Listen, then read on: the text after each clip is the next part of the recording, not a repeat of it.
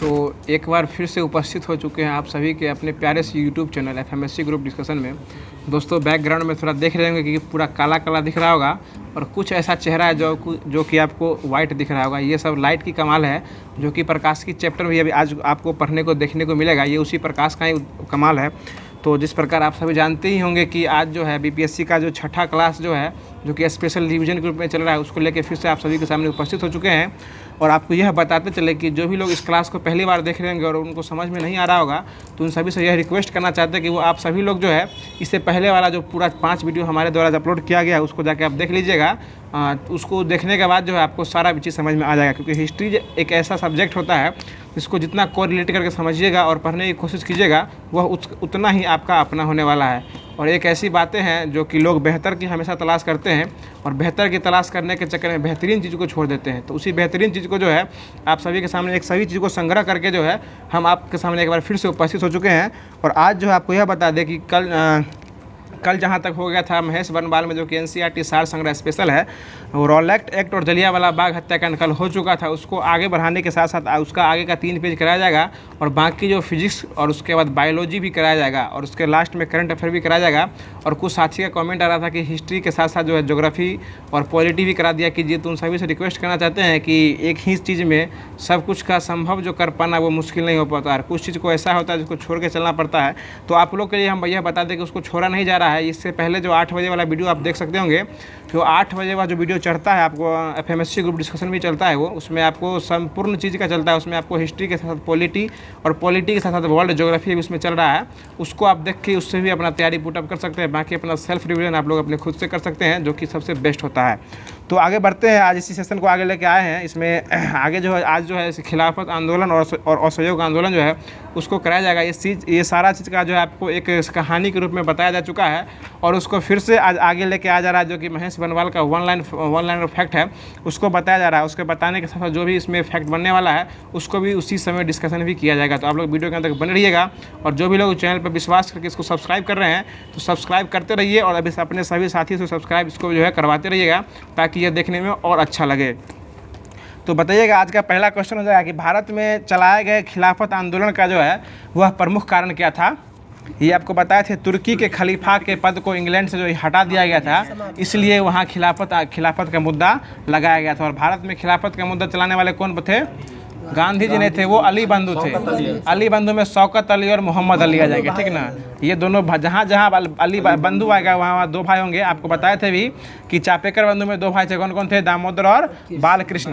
कृष्ण नहीं, दामोदर और बालकृष्ण थे। ठीक उसी प्रकार जो है इसमें खिलाफत आंदोलन में भी आपको 2 बंधु हो जाएंगे, इसमें अली बंधु हो जाएंगे, इसमें शौकत अली और मोहम्मद अली। और यही मोहम्मद अली थे जो कि असहयोग आंदोलन में प्रथम मुस्लिम नेता के रूप में जो है वो गिरफ्तार हुए थे। यही मोहम्मद अली थे जो कि 1919 का जो है आपको खिलाफत आंदोलन में महत्वपूर्ण भूमिका निभाए थे। कोई दिक्कत? आगे पढ़िएगा, आगे बताइएगा। जो वर्ष 1919 में जो दिल्ली में आयोजित अखिल भारतीय खिलाफत कमेटी की अध्यक्षता जो है ये किसके द्वारा किया गया था? ये महात्मा गांधी के द्वारा किया गया था, ठीक है ना। आगे बताइएगा, वर्ष 1920 में इलाहाबाद में आयोजित सम्मेलन के दौरान खिलाफत समिति के द्वारा गांधी जी को जो है कौन सा आंदोलन प्रारंभ करने के लिए अनुरोध किया गया था? ये असहयोग आंदोलन जो है प्रारंभ करने के लिए यह अनुमोदन किया गया था। और असहयोग आंदोलन का प्रस्ताव किसकी तरफ पेश किया गया था? ये CR दास के द्वारा जो है असहयोग आंदोलन का प्रस्ताव जो है वो अधिवेशन में पेश किया गया था, ठीक है ना। आगे बताइएगा, अगला क्वेश्चन है, खिलाफत आंदोलन के प्रमुख नेता कौन कौन थे? यही थे शौकत अली और मोहम्मद अली। ये दोनों अली बंधु में आ जाएंगे। आगे बताइएगा, भारतीय राष्ट्रीय कांग्रेस में अपना पहला असहयोग आंदोलन किस वर्ष स्टार्ट किया था? 1920 में। और डेट बताइएगा? 1 अगस्त 1920 को जो है अपना असहयोग आंदोलन प्रथम बार स्टार्ट किया था। बहुत अच्छा जवाब। आगे बताइएगा, वर्ष 1920 में जो नागपुर अधिवेशन हुआ था उसमें असहयोग आंदोलन को प्रस्ताव किसने पारित किया था? CR दास। अभी तुरंत बताएं और वो चीज़ बताए वो आगे क्वेश्चन में पूछ ही दिया है कि इसको प्रस्तावित करने वाले कौन थे? CR नहीं, CR दास थे, ठीक है ना। जो कि महात्मा जो किसके राजनीतिक गुरु थे? वो जो है आपके सुभाष चंद्र बोस के राजनीतिक गुरु हो जाएंगे, CR दास हो जाएंगे, ठीक है ना।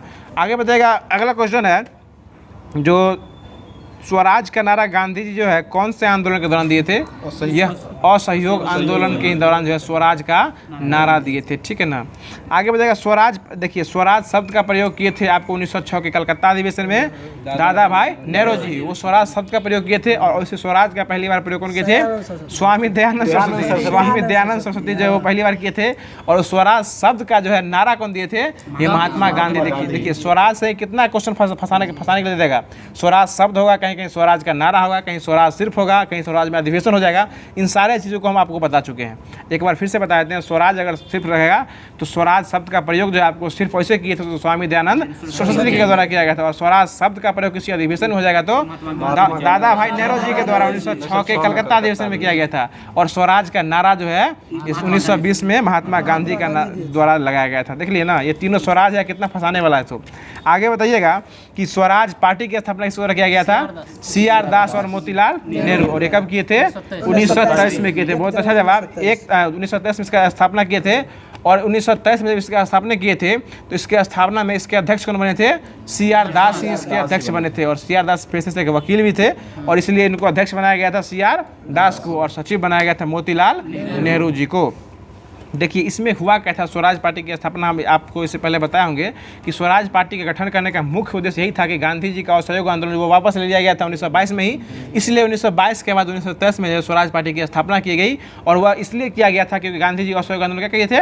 वापस ले लिए थे। और इनका मानना था कि आंदोलनों से अब आज़ादी नहीं मिलने वाली है, इसलिए हम इस आज़ादी को जो है एक अधिवेशन में मांग करेंगे, यानी संसद में जाके मांग करने का जो है यह जो है प्रस्ताव रखा गया था स्वराज पार्टी का। यानी स्वराज पार्टी का गठन करने का मुख्य उद्देश्य था कि आंदोलन जो अब हम जो है संसद के माध्यम से मांगेंगे, ठीक है ना। मतलब आंदोलन नहीं करेंगे, किसी का खून खराबा नहीं करेंगे, सीधे रूप से लिखेंगे कागज पे और हमको स्वतंत्रता चाहिए। और इस चीज़ को मांग जो है संसद में करने का उद्देश्य जो है ये स्वराज पार्टी का मुख्य उद्देश्य था। और इसकी स्थापना 1923 में हुई थी। और स्थापना करने वाले दो व्यक्ति थे, मोतीलाल नेहरू और CR दास। कोई दिक्कत? स्वराज पार्टी से इतना ही क्वेश्चन आपसे पूछ सकता है, ठीक है ना। आगे बताइएगा कि स्वराज पार्टी की जिस समय स्थापना की गई थी उस समय उनको अध्यक्ष किसको चुना गया था? CR दास को। और सचिव किसको चुना गया था? महासचिव मोतीलाल नेहरू को। आगे बताइएगा स्वराज पार्टी के गठन के लिए जो है कांग्रेस के पद से कौन अपना त्याग पत्र दे दिए थे? ये CR दास ही दे दिए थे। उधर अध्यक्षता त्यागे थे, इधर आके अध्यक्षता ग्रहण किए थे। समझ रहे हैं ना, मतलब इससे उससे नाखुश थे क्योंकि गांधी जी की बातों से वो नाखुश हो गए थे, क्योंकि वो गांधी जी क्या किए थे उस समय असहयोग आंदोलन वापस ले लिए थे। आगे बताइएगा देश बंधु के नाम से कौन प्रसिद्ध है? CR दास। CR दास ये देश बंधु के नाम से प्रसिद्ध हो जाएंगे, ठीक है ना। आगे बताइएगा और दीन बंधु के नाम से कौन प्रसिद्ध है? CF Andrews. वो देश बंधु हो जाएंगे और ये दीन बंधु हो जाएंगे। हाँ, यतीन मोहन थे। आगे बताइएगा कि स्वराज पार्टी का गठन जो है किस आंदोलन की असफलता के बाद हुआ था? असहयोग आंदोलन। देखिए जितना बात अभी आपको बता है वो सभी चीज़ वन लाइन करके दिया हुआ है किताब में, ठीक है ना। आगे बताइएगा नवंबर 1924 में महात्मा गांधी और CR दास के बीच जो है एक समझौता हुआ था। नवंबर 1924 में हुआ महात्मा गांधी और CR दास के मध्य जो है एक समझौता हुआ था जिसको गांधी दास पैक्ट कहा जाता है।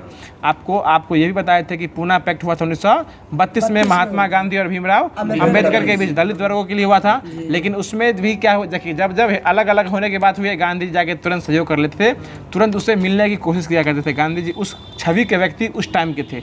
जैसे ही इनको लगा कि CR दास इससे अब अलग हो गए, अलग पार्टी की स्थापना किए हैं, तुरंत गांधी जी क्या किए, CR दास और मोतीलाल नेहरू के साथ जाके जो है संबंध समझौता कर लिए।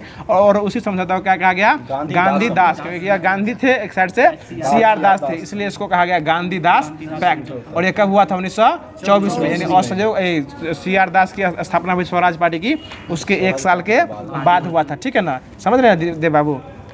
आगे बताइएगा कि असहयोग आंदोलन के दौरान महात्मा गांधी ने कैसर-ए-हिंद की उपाधि क्या किए थे?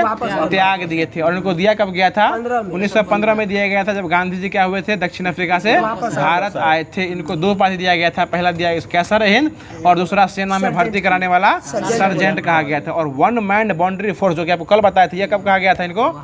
ये नोआखाली में जो आपको बंगाल के नोआखाली में जो हो रहा था आंदोलन, उसको समापन करने के लिए एक साइड से जो अकेले गांधी जो है समझौता करने वहाँ पहुंच गए। इसलिए माउंटबेटन जो वहाँ इसको क्या बोले, इनको 1 मैन बाउंड्री फोर्स इनको बोला गया था, ठीक है ना। आगे बताइए, अगला क्वेश्चन है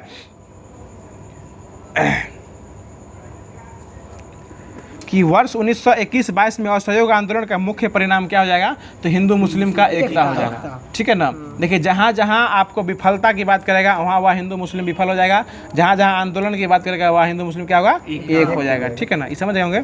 आगे बताइएगा कि महात्मा गांधी द्वारा चलाया गया प्रथम जन आंदोलन कौन हो जाएगा, तो ये असहयोग आंदोलन हो जाएगा। देखिए हम आपको बताए थे जिस समय असहयोग आंदोलन पढ़ाए थे उस समय यह बताए थे कि गांधी जी के द्वारा असहयोग आंदोलन इस कदर चल रहा था कि भारतीयों को लगा कि हमें आज़ादी जो है 1922 में ही आज़ादी जो है मिल जाएगी। लेकिन वह ठीक उसके बाद चौरा चौरी घटना होती है, और उसके बाद जिस समय चौरा चौरी घटना होती है उस समय गांधी जी कहाँ थे, बारदोली में थे। उस समय गांधी जी कहाँ थे, बारदोली में थे, और वहीं से आंदोलन क्या किए थे, वो वापस स्थगित करके वापस ले लिए थे 1922 में, 11 फरवरी 1922 को यह जो है असहयोग आंदोलन वापस ले लिए थे। ठीक है ना। और उसी आंदोलन के दौरान जो है आपको कपड़ा जलाया गया था, विदेशी वस्तु का बहिष्कार किया गया था। उस पर रविन्द्रनाथ टैगोर बोले थे कि यह भारत को निष्ठुर बर्बादी है। और यह जो है इसमें बहुत सारे लोग जो है सब एक साथ भाग लिए थे। ठीक ना, मतलब पूरा तन मन धन से होता ना जो भाग लेना, वो भाग लिए थे। इसमें हर एक बूढ़ा बच्चे बाल बुजुर्ग जितना भी थे वो भाग ले रहे थे, इसलिए इसको जो है प्रथम जन आंदोलन की संज्ञा दिया गया है।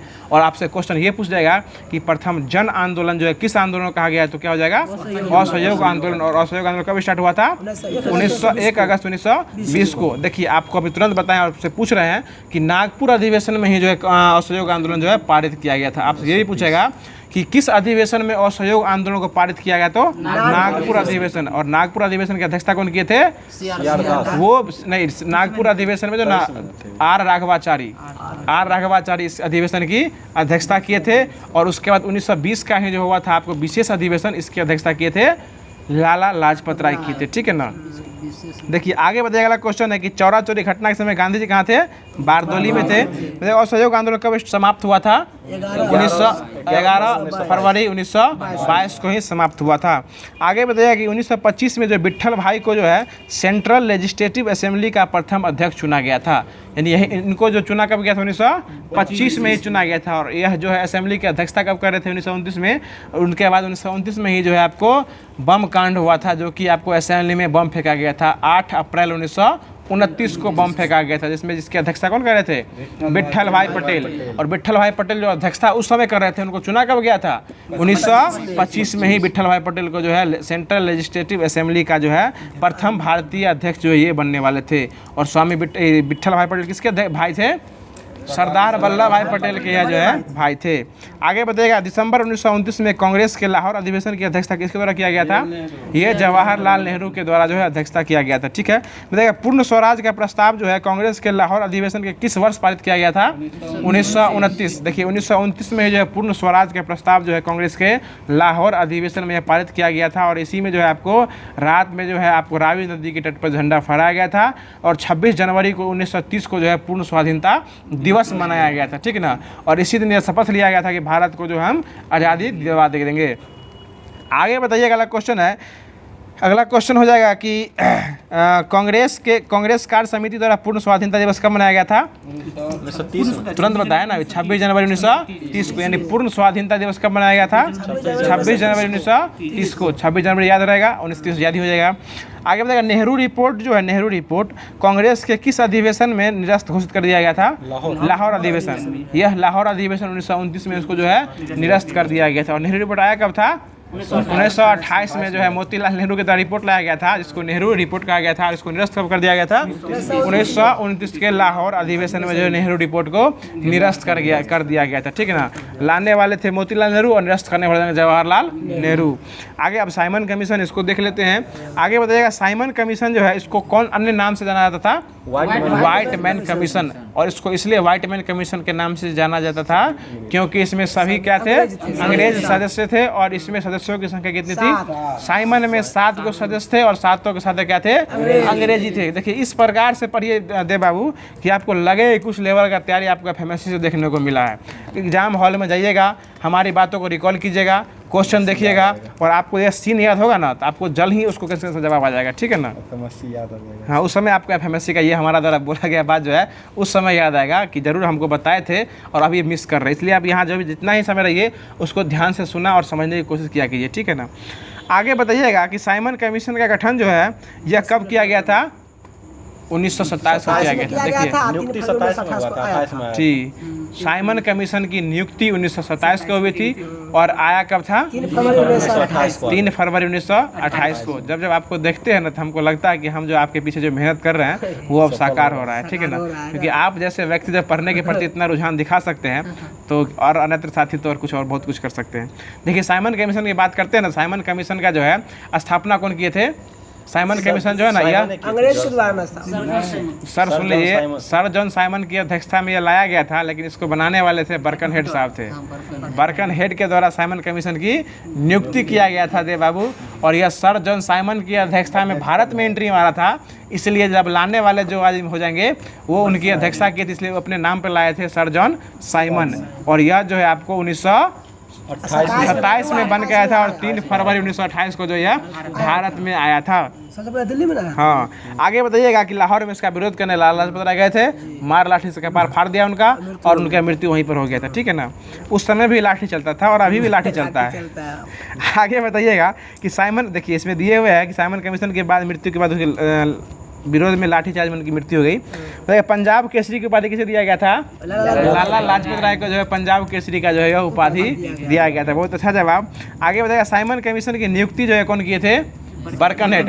तुरंत बता दें कि ये क्वेश्चन आपको अन्यत्र कहीं देखने को नहीं मिलेगा, लुसेंट में भी ये देखने को नहीं मिलेगा। ये सिर्फ एनसीईआरटी बेस्ट स्पेशल क्वेश्चन है और ये पूछा हुआ क्वेश्चन है आपको बीपीएससी शिक्षक भर्ती का जो है ये कंबाइंड एग्जाम होता है ना, ये पूछा हुआ क्वेश्चन, इसलिए इसमें इसको हाईलाइट करके यहाँ दिए हुए हैं कि साइमन कमीशन की नियुक्ति करने वाले कौन हो जाएंगे?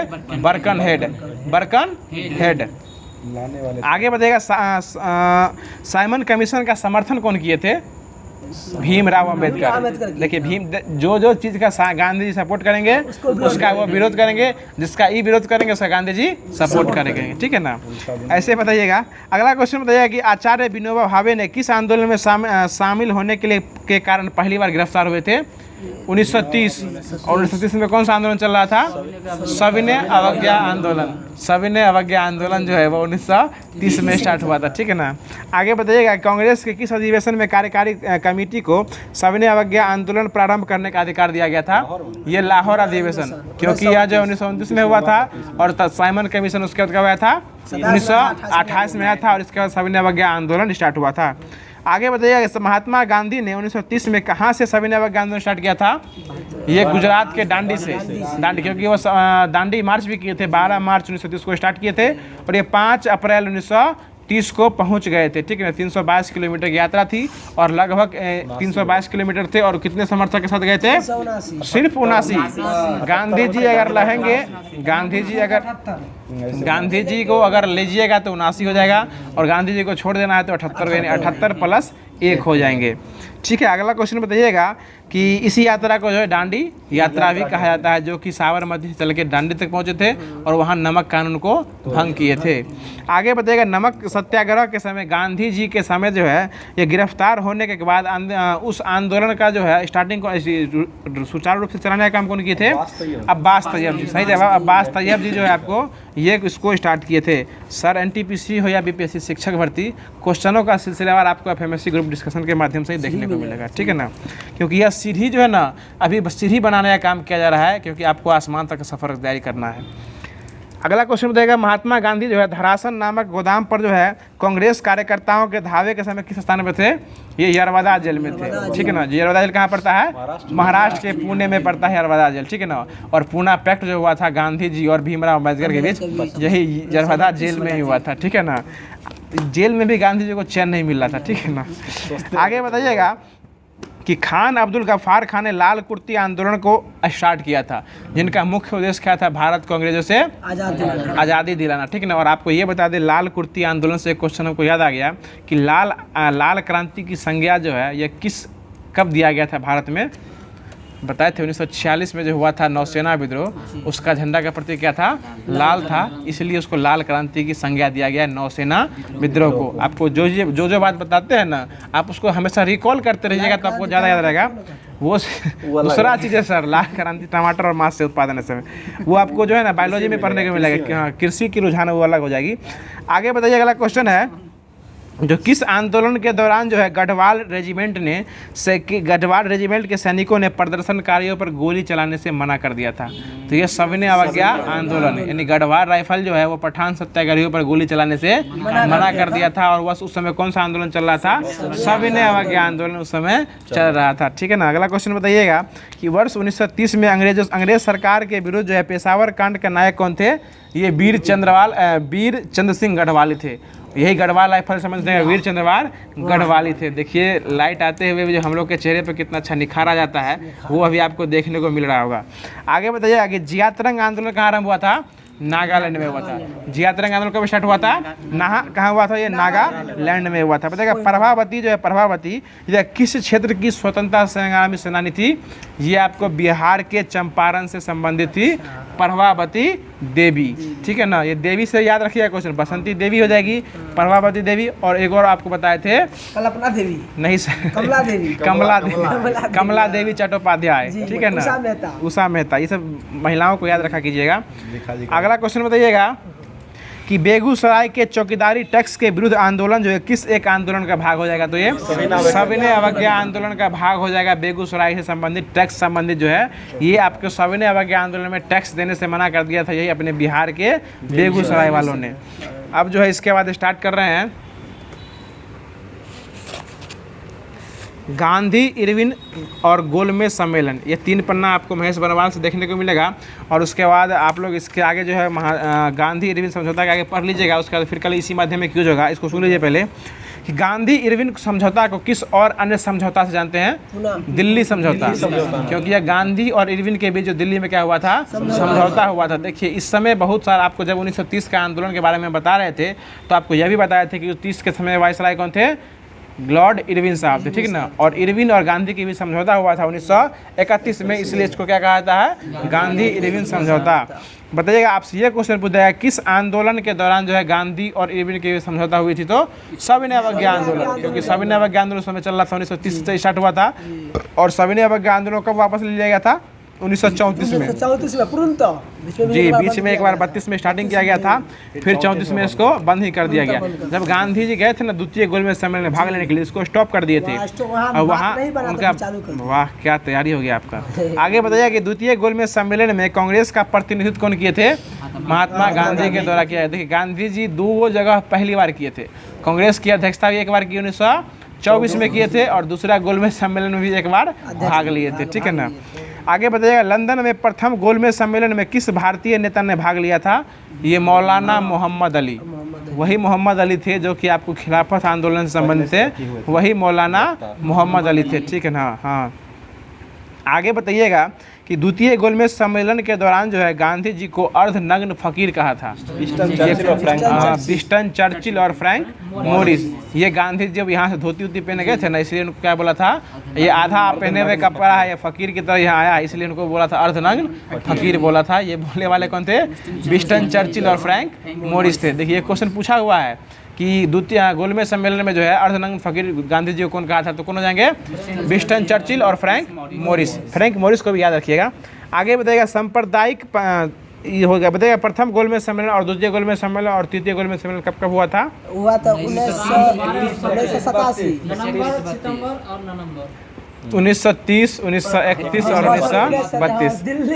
ठीक है ना। वो दिल्ली दरबार है 87 3 और 11। हाँ देखिए ठीक है, आपको जिस तरह हम बताएं उस तरह उनको याद भी हो गया। अब 12, 7, 17 याद रखना है। उसके बाद नवंबर, सितंबर और नवंबर, और 1930, 1931 और 1932 को याद रखना है। ठीक है ना। यानी 12, 7 के साथ 7 में रहेगा तो सितंबर हो जाएगा, यानी 7 और सितंबर, 7 से सितंबर याद रखना है। यानी 12, 7, 17 नवंबर, सितंबर और नवंबर, यानी ऊपर दोनों नवंबर है, बीच में सितंबर है। और सितंबर में क्या तारीख है? 7 तारीख है। और साल याद रखना है 1930, 1931 और 1932। कोई दिक्कत समझ में आ रहा है ना? तो माता क्या सोच रहे हैं, भाग रहा है ऊपर से क्या? अगला क्वेश्चन बताइएगा कि किस भारतीय नेता ने तीनों गोलमेज सम्मेलन में भाग लिया था? देखिए भीमराव अम्बेडकर, उसके बाद तेज बहादुर सप्रू भी हो जाएंगे, और ये मौलाना अली मोहम्मद अली भी है, ये भी हो जाएगा। एक से अधिक जो रहेगा ना उसमें आप आंसर लेके उसके साथ जा सकते हैं, क्योंकि ये वैसे वन लाइनर नहीं मानेगा तो कैसे नहीं मानेगा? मानना ही पड़ेगा उसको। कैसे नहीं बीपीएससी मानेगा आपकी बातों को? आगे बताइएगा कि उसके बाद अपने अपने बिहार के पाठक जी है ना वो मान लेंगे आपकी बातों को। बताइए गांधी इरविन, देखिए अभी जो है ना शिक्षक भर्ती में जो लोग शिक्षक बन चुके हैं वो भी चैन में नहीं है, ठीक है ना, क्योंकि उनको भी सुबह सुबह जाना है, फोटो के साथ सेल्फी के साथ फोटो अपलोड करना पड़ता है, और जिस समय अभी आप तैयारी कर रहे हैं उस समय वो अब स्कूल में रहते हैं, ठीक है ना। तो आपके तैयारी करना और उनको तैयारी करके रहना, ये दोनों में कुछ ज़्यादा फैसला का अंतर जो है वो नहीं रह चुका है, और इन दोनों को मिलाने का काम जो है हमारे माननीय के पाठक के द्वारा किया गया है। आगे बताइए गांधी इरविन समझौते को कांग्रेस से किस अधिवेशन में स्वीकार किया गया था? कराची अधिवेशन में। कब हुआ था? 1931, क्योंकि गांधी और इरविन के बीच समझौता करने के बाद जो है 1931 के कराची अधिवेशन में किया गया था। और आपको इस बात के बारे में बताए थे कि 1931 में कराची अधिवेशन की अध्यक्षता कौन किए थे? सरदार वल्लभ भाई पटेल। और उसी में गांधी जी को बोला गया था कि आप इरविन से जाके मिलिए और उसके बाद आप जो है द्वितीय गोलमेज सम्मेलन में भाग लेने जाइए। यानी इसी समझौता में गांधी जी को यह बात बोला गया था, तब गांधी जी यहाँ से गए थे। कौन जहाँ से गए थे? वह गए थे आपको एस राजपूताना से गए थे, और आपको आए थे सेंटियाना से ये जो है वापस आ गए थे। कोई दिक्कत सुंदर बाबू? आगे बताइएगा। अगला क्वेश्चन है कि सांप्रदायिक अवार्ड और पूना पैक्ट में दलित वर्गों के लिए सीट जो है, ये क्वेश्चन बहुत भी क्वेश्चन है, इसको हमेशा याद रखिएगा कि जब पूना पैक्ट हुआ था ना उसमें गांधी जी जो है दलित वर्गों के लिए सीटों को बढ़ा दिए थे। तो ये आपसे पूछेगा कि कितना से था और कितना कर दिए? 71 को था ना? हाँ, 71 को से बढ़ा के 148 कर दिए थे। यानी पहले कितना को था? 71 को था, उसको बढ़ा कितना कर दिए? हाँ, मतलब उनका बात माने थे। हाँ, यही बात माने थे भीमराव अम्बेडकर का, तभी जाके भीमराव अम्बेडकर जो शांत हुए थे, नहीं तो वो अपना अलग आंदोलन स्टार्ट करने वाले थे। आगे बताइएगा। महात्मा गांधी क्षणिक भूत की भांति धूल उठाते हैं लेकिन स्तर का नहीं, यह बात कौन बोले थे? भीमराव अम्बेडकर साहब बोले थे। आगे बताइएगा कि गांधी जी के द्वारा जो है ना ऑल इंडिया अनटचेबिलिटी लीग की स्थापना किया गया था 1932 में। बाद में उसका नाम बदलकर हरिजन सेवक संघ कर दिया गया, जिसमें हरिजनों की छूट की बात किया गया था, और इसके प्रथम अध्यक्ष जो है ना घनश्याम दास बिरला को बनाया गया था। आपसे क्वेश्चन ये पूछेगा कि हरिजन सेवक संघ के प्रथम अध्यक्ष कौन बने थे? घनश्याम दास बिरला बने थे, और इसकी स्थापना कब हुई थी? 1932 में ही किया गया था, क्योंकि 1932 में पूना पैक्ट हुआ था भीमराव अम्बेडकर और महात्मा गांधी के बीच। याद हो गया होगा ना। और हरिजन सेवक संघ की स्थापना जो किया गया था गांधी जी के द्वारा, इसके प्रथम अध्यक्ष कौन बने थे? घनश्याम दास बिरला बने थे। और उसमें सीट कितना से बढ़ा कितना कर दिया गया था? 71 से बढ़ा के 148 सीट कर दिया गया था, ठीक है ना। आगे आपसे ये क्वेश्चन पूछेगा कि महात्मा गांधी ने अपना पहला आमरण अनशन कब स्टार्ट किया था? तो ये सांप्रदायिक पंचाट के समय। देखिए मैकडोनाल्ड के बाद रैमजे मैकडोनाल्ड जो है ना 1932 में सांप्रदायिक पंचाट की घोषणा किया था 1932 में। इसको लेकर गांधी जी जो है पहली बार आमरण अनशन पर बैठ गए थे। उसके बाद बताइएगा पूना पैक्ट जो है किस वर्ग से संबंधित है? दलित वर्ग। ये निचले वर्ग, दलित वर्ग से संबंधित है कौन? पूना सा पैक्ट। बताइएगा दलित वर्ग का संघ की स्थापना समय कौन किए थे? भीमराव अम्बेडकर। यानी भीमराव अम्बेडकर के द्वारा उसमें दलित वर्ग के वो स्थापना किए थे। आगे बताइएगा। अगला क्वेश्चन है जो दलित समुदाय को पहले हरिजन शब्द बोल के हरिजन बोल के कौन पुकारे थे? महात्मा गांधी। यानी पहले जो है ना सबको दलित बोला जाता था, मतलब जितने भी निचले वर्ग के लोग थे उन सबको क्या बोला था? दलित। और दलित वर्ग की स्थापना कौन किए थे? भीमराव अम्बेडकर। और गांधी जी दलित वर्ग को क्या कह के पुकारने लगे? हरिजन, यानी भगवान का देने वाला जन। हरि मतलब भगवान और जन मतलब लोग, यानी भगवान का लोग को हरिजन का मतलब ये हो जाता है। वह उस समय गांधी जी दलित वर्ग को क्या बोले थे? हरिजन। यानी हरिजन शब्द देने वाले कौन हो जाएंगे? महात्मा गांधी। और दलित वर्ग शब्द कौन दिए थे? भीमराव अम्बेडकर द्वारा बोला गया था। आगे बताइएगा। विंस्टन चर्चिल सहित अन्य ब्रिटिश नेताओं ने गांधी इरविन समझौते का सपोर्ट किया था कि विरोध किया था? ये उसका विरोध किया था। यानी विंस्टन चर्चिल जो थे उस समय इंग्लैंड के प्रधानमंत्री थे, वो गांधी और इरविन के बीच जो समझौता हुआ था इसका विरोध किए थे। अब जो है भारतीय राष्ट्रीय आंदोलन के हित तक आज रहने देते हैं। बाकी जो होमवर्क में दिया गया था आपको, जो केमिस्ट्री में बायोलॉजी में हो जाएगा आपको उत्सर्जन तंत्र, उत्सर्जन हो गया है ना, उससे अगला है तंत्रिका तंत्र, वो स्टार्ट होगा। और उसके बाद फिजिक्स में दिया हुआ था आपको गुरुत्वाकर्षण, गुरुत्वाकर्षण हो गया सर ना। गुरुत्वाकर्षण के बाद जो है पदार्थों के सामान्य गुण, ये स्टार्ट किया जाएगा। और इसके बाद जो आपको महेश बनवाल में ये सब चीज़ कराते हैं, उससे अगला पेज जो है आप खुद से पढ़ के आइएगा और उसके बाद वीडियो सुनिएगा, तो आपको और ज़्यादा याद होने की कोशिश होगा और संभावना बनेगा। तो बताइएगा, तंत्रिका तंत्र में पूछ रहे हैं कि मानव शरीर की प्रतिवर्ती क्रियाओं का नियंत्रण केंद्र कहाँ स्थित होता है? मेडुला ऑफ लंगाटा में होता है, और यह मानव के मस्तिष्क में स्थित होता है, ठीक है ना। यानी मेडुला ऑफ लंगाटा कहाँ स्थित होता है? मानव के मस्तिष्क में। देखिए कुछ इस प्रकार से हमारी आपकी बातें होंगी जो सीधे आपको माथे में घुस जाएगी, ठीक ना। और ये माथे में जो घुसती है ना, वो सेरिब्रम में घुसती है, और सेरिब्रम जो है मानव मस्तिष्क के अग्रभाग में पाया जाता है, और सेरिबेलम जो होता है वो पश्चिम मस्तिष्क में पाया जाता है। और ये मेडुला ऑफ लंगाटा जो जिसकी चर्चा की है वो भी पश्चिम मस्तिष्क में ही पाया जाता है। आगे बताइए, हृदय की धड़कन की गति किसके द्वारा बढ़ती है?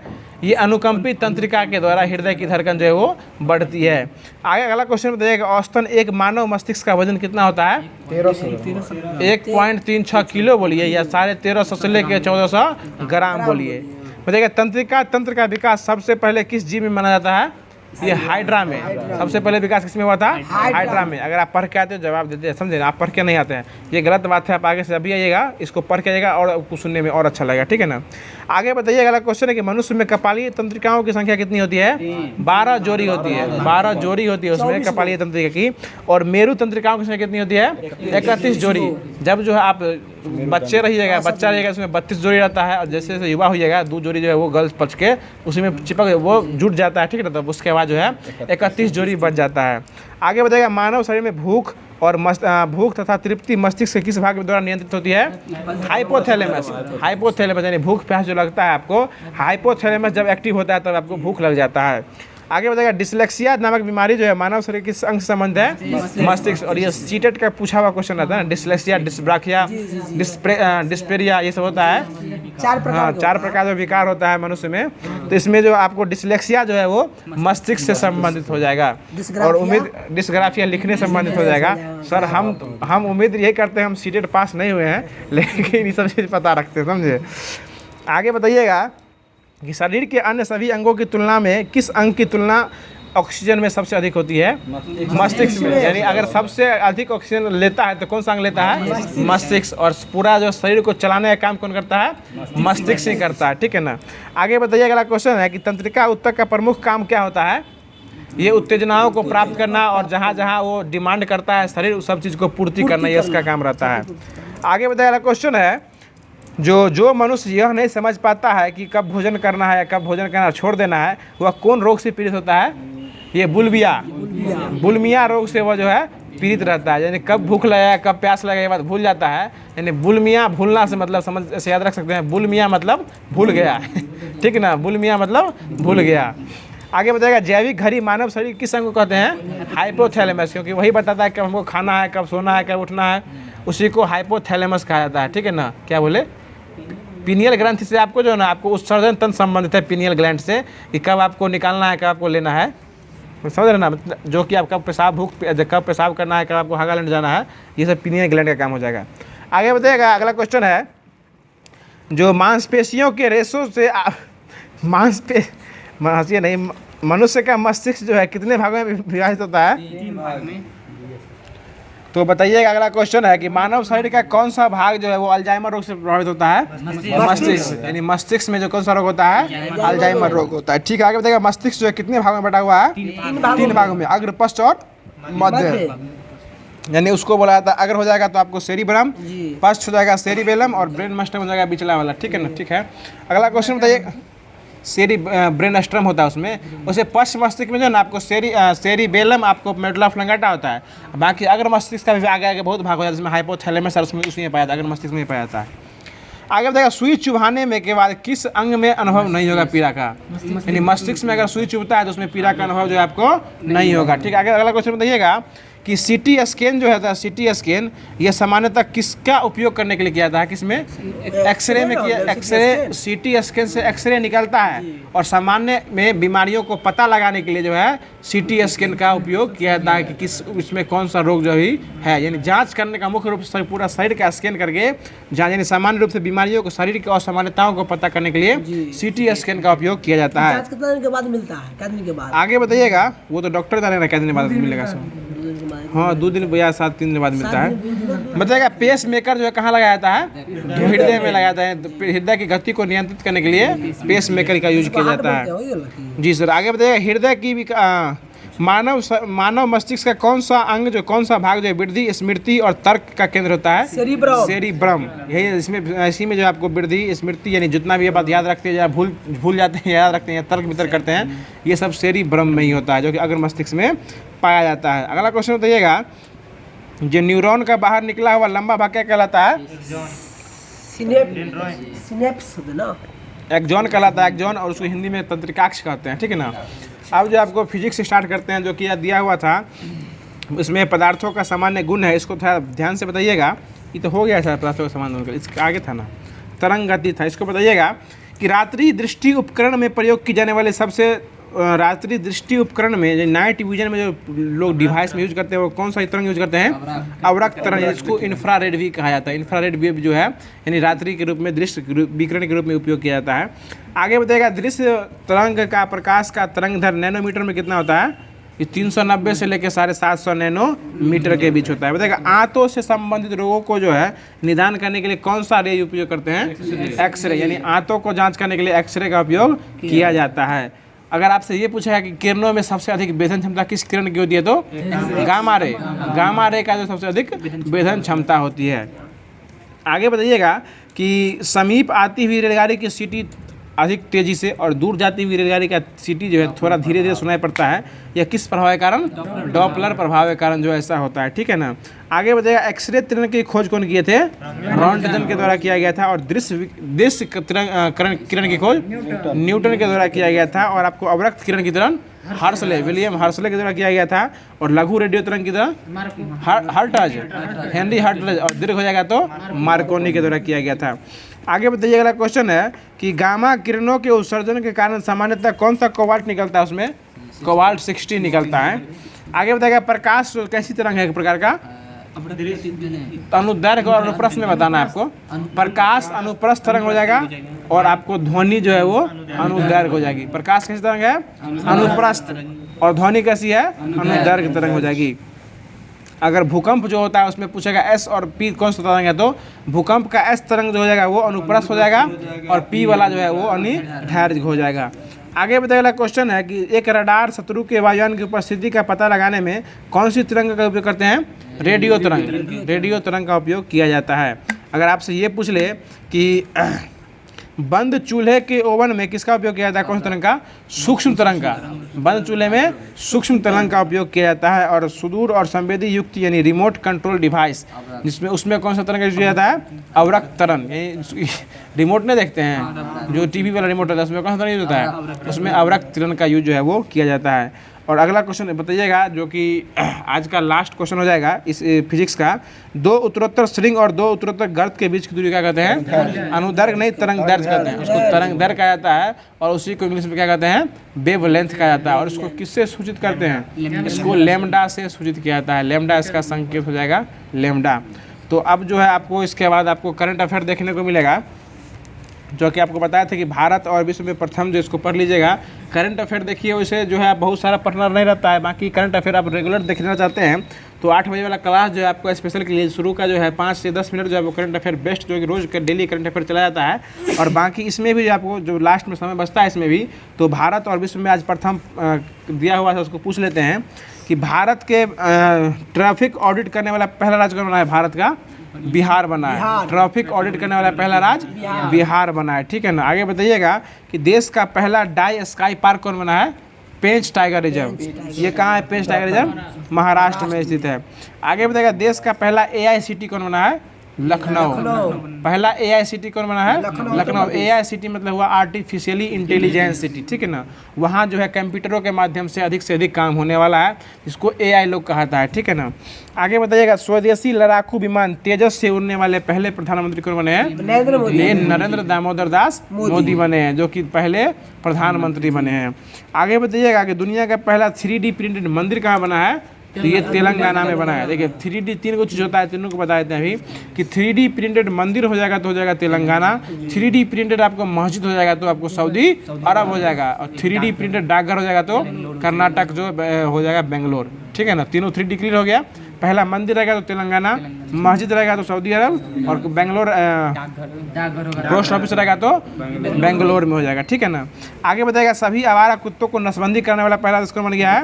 भूटान बन गया है। भूटान जो है सभी आवारा कुत्तों को पकड़ पकड़ के नसबंदी कर दिया है, उसमें पहला देश बन गया है भूटान, ठीक है ना। भूटान बन गया है और भूटान की राजधानी क्या है? थिम्पू। भूटान की राजधानी थिम्पू, और वहाँ की मुद्रा क्या है? नुगुल ट्रम वहाँ की मुद्रा है, ठीक है ना। आगे बताइएगा कि देश का पहला पशु शवदाह गृह ये कहाँ बना है? उत्तर प्रदेश बना है। पशुओं को जलाने के लिए जो स्थान दिया गया है वो उत्तर प्रदेश सरकार के द्वारा दिया गया है। आगे बताइएगा कि दुनिया का पहला एशियाई किंग गिद्ध प्रशिक्षण केंद्र कहाँ बना है? ये भी उत्तर प्रदेश में ही बना है। आगे बताएगा वंदे भारत जो इतना पॉपुलर है वंदे भारत, इसको चलाने वाली पहली भारतीय महिला कौन बनी है? सुरेखा यादव। ये सुरेखा यादव जो है वो बनी थी, ठीक है ना। आगे बताइए अगला क्वेश्चन है कि विश्व का सबसे लंबा प्लेटफॉर्म कौन रेलवे का? हुबली का। कौन सा है? सिद्धरुद्धा स्वामी। सिद्धरुद्धा स्वामी जो है वो हुबली का सबसे लंबा प्लेटफॉर्म हो जाएगा, ठीक है ना। आगे बताइए अगला क्वेश्चन है कि स्वास्थ्य का अधिकार बिल पारित करके बनाने वाला पहला राज्य कौन बन गया है? ये राजस्थान बन गया है, ठीक ना। और आपको ये कल बताए थे आपको कि यूसीसी यानी जो है सामान्य सिविल संहिता जो है किस राज्य में लगाया गया है? उत्तराखंड। और ये क्वेश्चन आपको बीपीएससी शिक्षक भर्ती में पूछा हुआ था, इसमें इनमें से कोई नहीं आंसर लिया था, ठीक है ना। और अधिक से अधिक लोग महाराष्ट्र, गुजरात, पंजाब मार के आए थे, ठीक है। आप भी साथ महाराष्ट्र मारे थे। अगर आप उस समय एफएमएससी से जुड़े रहते तो आपको ये दिन देखने को नहीं मिलता। और इससे भी यह एग्जाम रद्द ही हो गया था, लेकिन अब जो एग्जाम रद्द होने की संभावना नहीं है। इसलिए आप इस कदर मेहनत कीजिए कि पड़ोसी जो है आपको आपसे यह ना पूछे कि कितना पढ़ते हो, आपसे यह पूछे कि कब नहीं पढ़ते हो, ठीक है ना। अगला क्वेश्चन बताइएगा कि विश्व का पहला जटायु संरक्षण केंद्र जो है कहाँ खोला गया है? उत्तर प्रदेश में ही खोला गया है, ठीक है ना। जैसे पशु पक्षी वाला ज़्यादा काम कहाँ हुआ है? उत्तर प्रदेश में ही हुआ है। तो बाकी आज का क्लास यहीं रखते हैं। वीडियो कैसा लगा जरूर कमेंट के माध्यम से अपना सुझाव बताइएगा। और आपको जो जो चीज़ बताया गया अभी महेश बनवाल में, उससे ठीक एक एक पन्ना जो है आप आगे पढ़ते आइएगा। और भारतीय राष्ट्रीय आंदोलन में जो आपको 3 पन्ना आपको आगे पढ़ के आना है, क्योंकि भारतीय राष्ट्रीय आंदोलन जो है आपको इससे 8 नंबर का क्वेश्चन जो है आपको देखने को मिल रहा होगा। बाकी शुरू में जो भी चीज़ बोला गया उसको अमल में लाइएगा और इस वीडियो को अधिक से अधिक जो है शेयर करने की कोशिश किया कीजिएगा। बाकी अगर वीडियो अगर अच्छा लग रहा होगा तो वीडियो अगर अच्छा लग रहा है तो इसको जरूर लाइक कर दीजिए कीजिएगा। और चैनल पे पहली बार आएंगे तो इसको अपने जरूर सब्सक्राइब कर दीजिएगा। और सब्सक्राइब करने के साथ साथ जो है इसको अपने सही व्हाट्सएप ग्रुप में शेयर करने की कोशिश किया कीजिएगा। तो फिर मिलते हैं इसके अगले सेशन के साथ। तब तक के लिए खुश रहिए, मुस्कुराते रहिए और हमारे इस एफएमएससी से जुड़े रहने के लिए बहुत बहुत आप लोगों को धन्यवाद। अगर आप जुड़ चुके हैं तो किसी और अन्य साथी को इसको जोड़ने का प्रयास कीजिए। धन्यवाद। जय हिंद, जय भारत।